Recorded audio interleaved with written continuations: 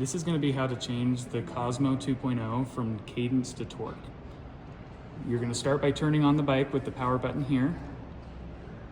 And while the bike is powering on and your battery light is flashing, you're going to press and hold the M button until your menu displays here with the unit.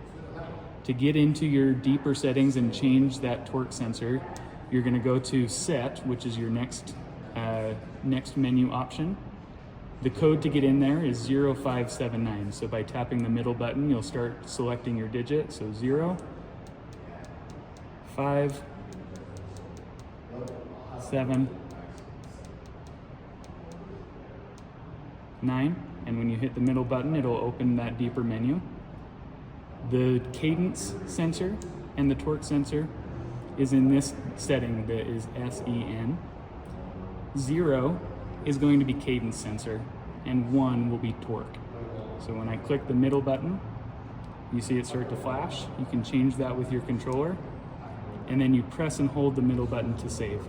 So we'll save it on the torque sensor, press and hold, and then to completely exit, you'll press and hold until you see your main writing screen. Press and hold, and there we go.